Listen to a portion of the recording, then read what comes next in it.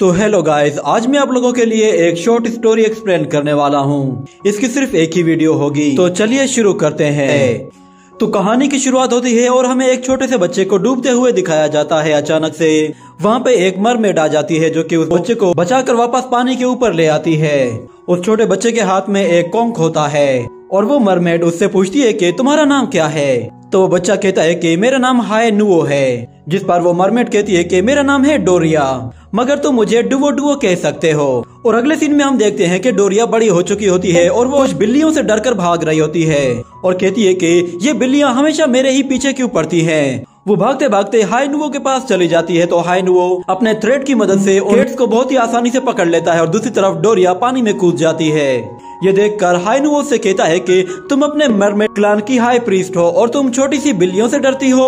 जिसके बाद वो लोग दोबारा से शिप के ऊपर आ जाते हैं, जहाँ पे हाय नुओ से कहता है कि तुम तो यहाँ पे अपना मरमेड सॉन्ग ढूंढने के लिए आई थी, मगर मुझे लगता है कि शायद तुम यहाँ पे एक कबाड़ को जमा करके अपना टाइम वेस्ट कर रही हो। ये सुनकर वो कहती है कि क्या कहा कबाड़? ये कबाड़ नहीं है, मुझे इन चीजों से उस मरमेड सॉन्ग का कोई क्लू मिल सकता है। ये कहने के बाद वो अपनी एक मैजिकल बॉल के पास उस छोटे से बॉक्स को लेकर जाती है, जिसके बाद उसे पता चलता है कि इस बॉक्स के अंदर भी ऐसी कोई चीज नहीं जो कि उसके काम आए। मगर इतने में अचानक आसमान में आतिशबाजी शुरू हो जाती है और वो लोग शिप पे खड़े होकर उस आतिशबाजी को एंजॉय करने लगते हैं। और डोरिया हाय नुओ से कहती है कि जब फायरवर्क शो शुरू होगा तो तुम मेरे साथ उस रात मौजूद होना। तो हाय नुओ कहता है कि ये तो अब तुम पे डिपेंड करता है, क्योंकि तुम तो हर वक्त यहाँ वहाँ भागती रहती हो। जिसके बाद वो अपना एक कंक उसे देखकर कहता है कि ये कंक मेरे फेट थ्रेड के साथ कनेक्टेड है। वो उस कंक को उसके ब्रेसलेट के साथ बांध देता है और कहता है कि अब तुम कहीं भी होगी, कहीं भी जाओगी तो मुझे पता चल जाएगा, मैं तुम्हें आसानी से ढूंढ सकता हूँ। इतने में अचानक एक छोटी सी ब्लू लाइट उनके सामने से होके गुजरती है, जिस पर डोरिया कहती है कि लगता है कि शायद इसे उस सॉन्ग का कोई नोट मिला है। ये कहने के बाद वो उसका पीछा करते हुए समंदर की गहराइयों में जाने लगते हैं, जिस पर हाय नुओ उससे कहता है कि नीचे गहराई में अबेस सी मॉन्स्टर्स मौजूद हैं, कहीं ऐसा ना हो कि हमारे वहाँ जाने की वजह से वो नींद से जाग जाए। तो डोरिया कहती है कि हमें केयरफुल वहाँ जाना होगा, क्योंकि मुझे हर हाल में उस सॉन्ग को तलाश करना है। तो हाय नुओ कहता है कि क्या हमारे पास कोई और ऑप्शन नहीं है? तो डोरिया कहती है कि नहीं, सिर्फ वही मरमेड सॉन्ग है जो कि रियल इमोशंस के साथ किसी भी अबेस मॉन्स्टर को शांत कर सकता है। मैंने उस मरमेड सॉन्ग को ढूंढने की बहुत कोशिश की है, मगर अभी तक मुझे उसका एक सिंगल नोट भी नहीं मिला। में अचानक कुछ पत्थर सीधा उस मॉन्स्टर के ऊपर जाकर गिरते हैं, जो कि नीचे खाई में सो रहा था। उसके जागते ही वो अपनी बॉडी से इतनी पावरफुल शॉक वेव्स रिलीज करता है कि पानी में वहाँ पे बहुत ज्यादा हलचल होने लगती है, जिससे डोरिया और हाय नुओ वहाँ से बहुत ही दूर जा पहुँचते हैं। ये देखकर डोरिया कहती है कि अब हम क्या करें, अब बहुत देर हो चुकी है। तो हाय नुओ कहता है कि तुम घबराओ मत, सिचुएशन क्रिटिकल हो चुकी है तो मुझे तुम्हारी हेल्प करने दो। ये कहकर वो फौरन से अपनी सोट बाहर निकाल लेता है और फिर अपने थ्रेड ऑफ फेट से कहता है कि प्लीज मुझे दिखाओ कि वो मरमेड सॉन्ग कहाँ है। ये कहकर वो वहाँ पर एक टाइम फॉर्मेशन एक्टिवेट कर देता है और फिर डोरिया से कहता है कि भूलो मत, आज रात फायरवर्क शो भी है, तो हमें ये सब कुछ जल्दी से निपटाना होगा। ये कहने के बाद वो लोग फौरन से उस फॉर्मेशन के अंदर चले जाते हैं। बाद डोरिया देखती है कि वो एक अलग ही दुनिया में आ चुकी है। तो वो हाय नुओ से कहती है कि हम लोग ये कहाँ पहुँच गए हैं। तो हाय नुओ उसे बताता है कि ये एक और टाइम स्पेस है जो कि मेरे थ्रेड गाइड की मदद से क्रिएट हुआ है। वो लोग उस जगह घूमना फिरना शुरू करते हैं और देखते हैं कि वहाँ पे बहुत सारे लोग हैं। और इतने में अचानक वो ब्लू लाइट उस सॉन्ग के एक नोट से जा टकराती है, जिस पर डोरिया कहती है कि ये तो एक सिंगल नोट है। तो वो लोग उस नोट का और ब्लू लाइट का पीछा करते हुए आगे बढ़ने लगते हैं और हम देखते हैं कि वो ब्लू लाइट उन लोगों को एक ऐसे शख्स के पास लेकर जाती है जो कि बिल्कुल अकेला बैठा होता है। वो उस मेलोडी को लिख रहा होता है। जिसके बाद वो सब लोग उस तक पहुंच जाते हैं। तो डोरिया कहती है कि फाइनली मुझे मरमेड सॉन्ग मिल गया। अचानक वो शख्स उठकर वहां से चला जाता है, तो वो लोग उसका पीछा करते हुए उसके साथ साथ जाने लगते हैं।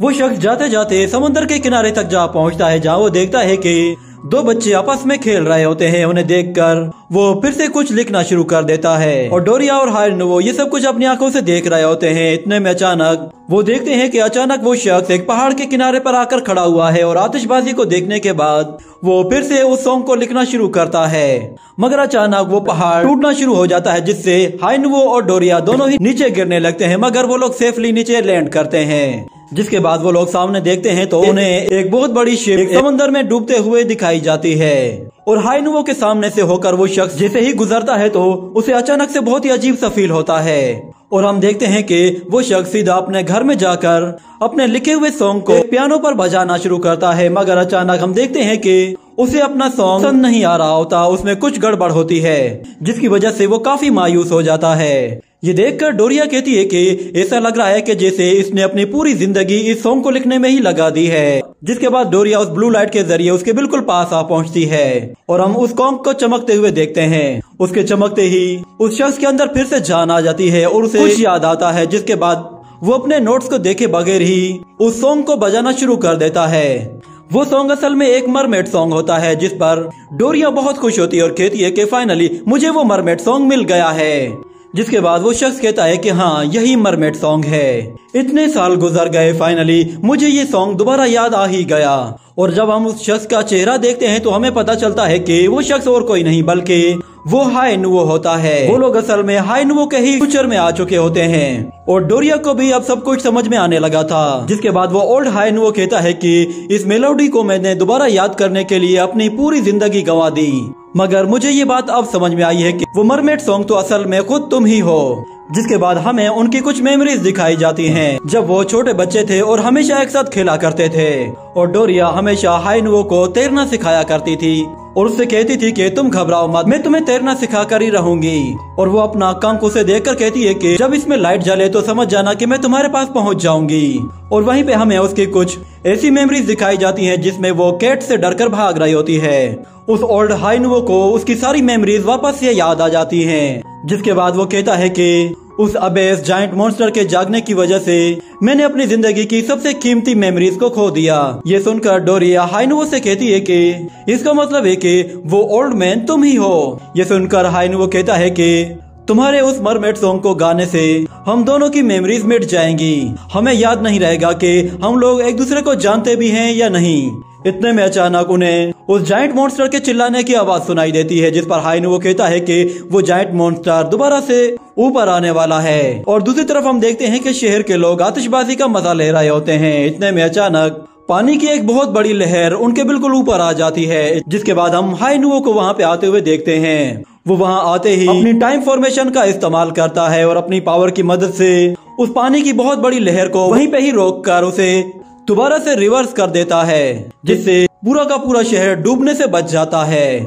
मगर ऐसा करने की वजह से हाई नुवो की बहुत ज्यादा एनर्जी कंज्यूम हो जाती है। जिसके बाद एक जायंट सी मॉन्स्टर तेजी से हाई नुवो के बिल्कुल पास पहुंच जाता है, मगर इतने में डोरिया भी बिल्कुल तेजी के साथ आकर उस सी मॉन्स्टर को पानी की लहर से पीछे धकेल देती है और हाई नुवो के पास आ जाती है। जिसके बाद हम देखते हैं कि वहाँ पे बहुत सारे सी मॉन्स्टर्स उन पर हमला करने की कोशिश करते हैं, मगर वो दोनों ही एक साथ मिलकर मॉन्स्टर का मुकाबला करना शुरू कर देते हैं। पर वो मॉन्स्टर्स तादाद में बहुत ज्यादा होते हैं, जिसकी वजह से वो उन दोनों पर भारी पड़ते हैं और उन दोनों को वहाँ से नीचे गिराकर जख्मी कर देते हैं। और हम देखते हैं कि दोबारा से डोरिया बाहर आ जाती है और उसके साथ साथ वहाँ पे वो जायंट सी मॉन्स्टर भी समंदर की गहराइयों से बाहर आ जाता है, जिसे देखकर वो दोनों ही हैरान रह जाते हैं क्योंकि उसका साइज बहुत ही ज्यादा बड़ा होता है। वो उनके सामने एक पहाड़ की तरह बिल्कुल ऊपर आ जाता है।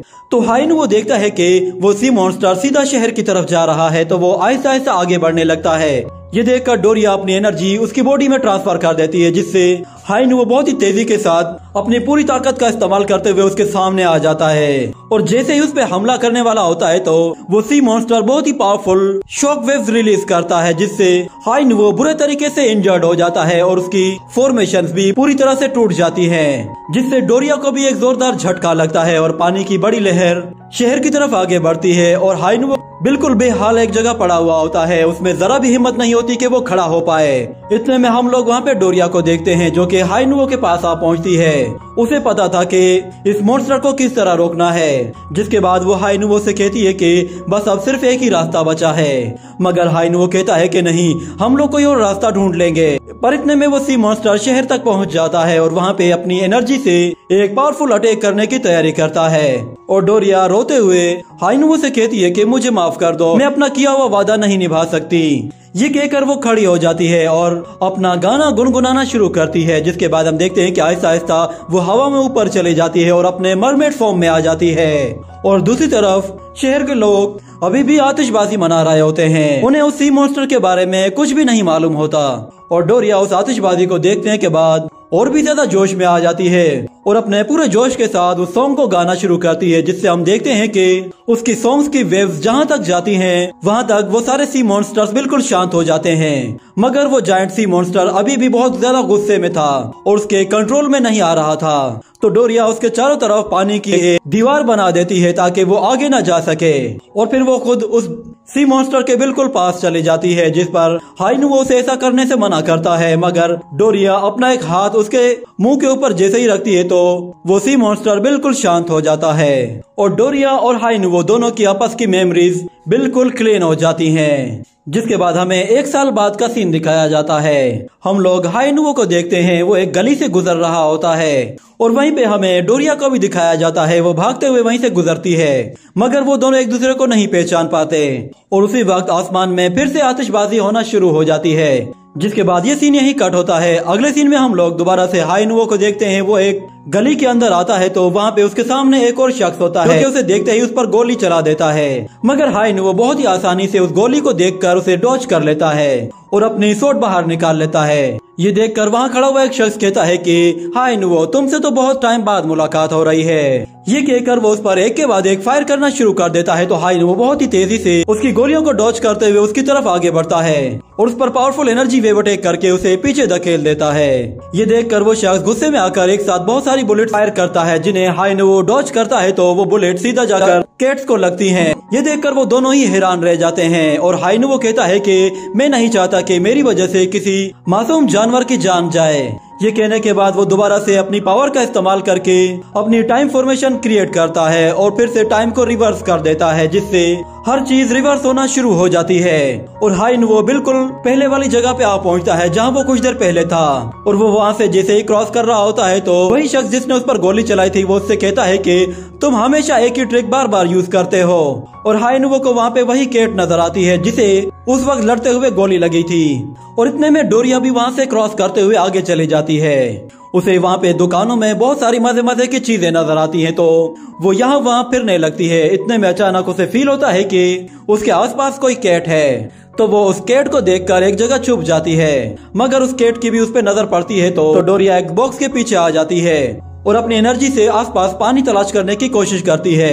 मगर वो देखती है कि वो बिल्ली बिल्कुल उसके ऊपर आ चुकी है, जिसे देखते ही वो जोर से चिल्लाती है तो एक छोटी सी टोकरी हवा में ऊपर जाकर वापस से डोरिया के ही ऊपर गिरती है, जिससे डोरिया लड़खड़ाते हुए यहाँ वहाँ डगमगाते हुए गिर जाती है, जिसकी वजह से पास में मौजूद पानी का एक बाउल जिसके अंदर मछली होती है वो भी हवा में चला जाता है। और डोरिया अपने ऊपर से टोकरी हटाकर उस मछली को कैच करके बचा लेती है और वो बाउल सीधा कैट के ऊपर आकर गिरता है।